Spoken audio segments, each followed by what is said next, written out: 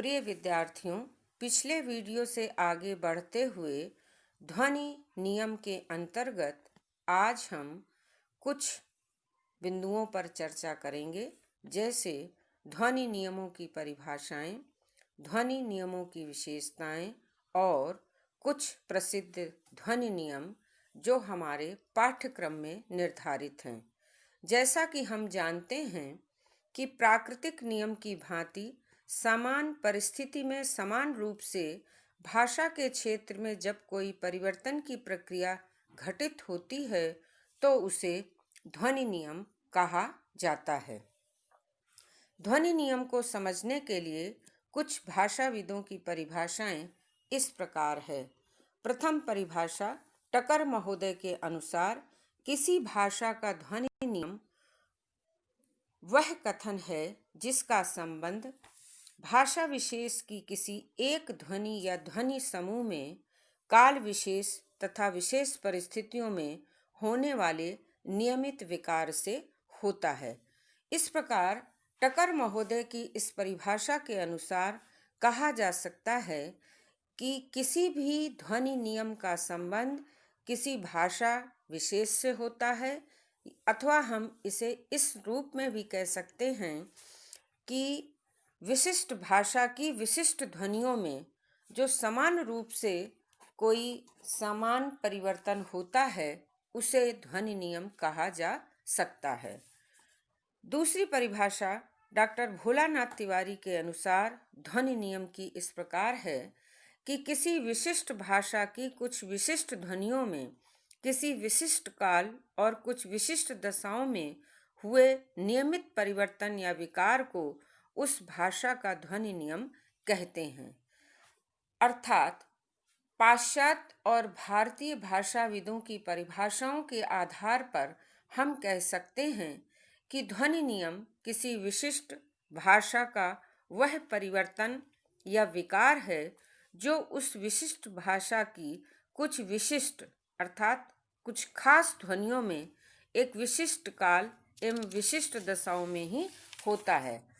अर्थात इतना निश्चित है कि किसी भी भाषा का कोई भी ध्वनि नियम तभी नियम की संज्ञा में आएगा जब उसके लिए कुछ विशिष्ट ध्वनियाँ हो, विशिष्ट काल हो, विशिष्ट स्थिति या परिस्थिति हो, तभी वह भाषा विशेष का नियम के रूप में घटित होगा।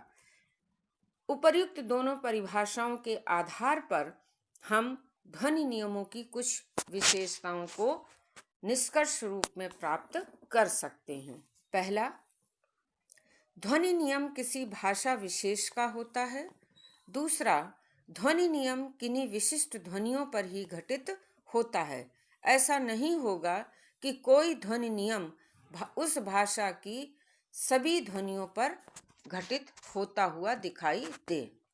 तीसरा जो ध्वनि नियम की विशेषता है तीसरी, वह है ध्वनि परिवर्तन का एक विशिष्ट काल या समय होता है। उसी विशिष्ट काल या समय में ही वो ध्वनि नियम घटित होता है। चौथी विशेषता ध्वनि नियम की यह होती है कि प्रारंभ हुआ ध्वनि परिवर्तन लगातार आगे की ओर अग्रसर होता जाता है। अर्थात हम उस ध्वनि नियम को जो घटित हो चुका है उसे अगर काल विशेष की पिछली भाषा ध्वनियों पर घटित करते हुए या उसे प्रयोग के रूप में देखें तो वो घटित होता हुआ दिखाई नहीं देगा।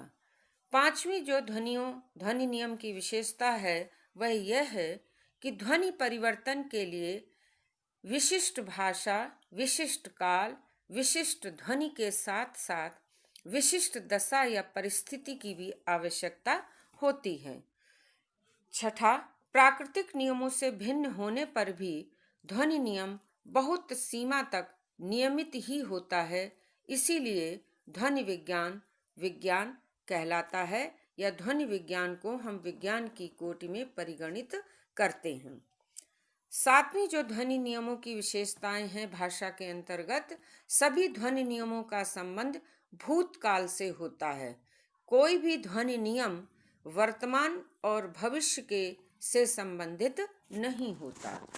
आठवीं विशेषता जो ध्वनि नियमों की है वह है ध्वनि नियम का प्रारंभ ध्वनि प्रवृत्ति अर्थात फोनेटिक टेंडेंसी से होता है, और जब वह फोनेटिक टेंडेंसी किसी भाषा में स्थायी हो जाती है तो वह फिर ध्वनि नियम अर्थात फोनेटिक लॉ के रूप में परिवर्तित हो जाती है, या वह ध्वनि विशेष ध्वनि नियम बन जाता है।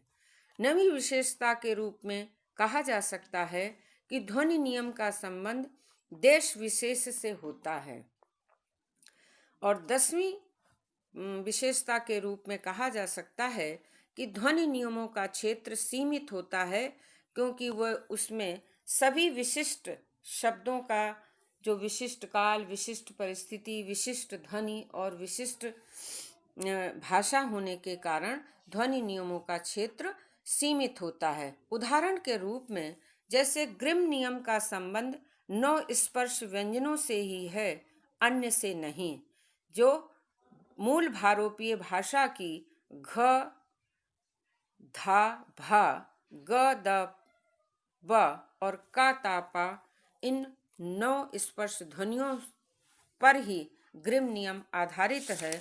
उसके आगे उस ग्रिम नियम की कहीं कोई उपस्थिति नहीं है। धन्यवाद।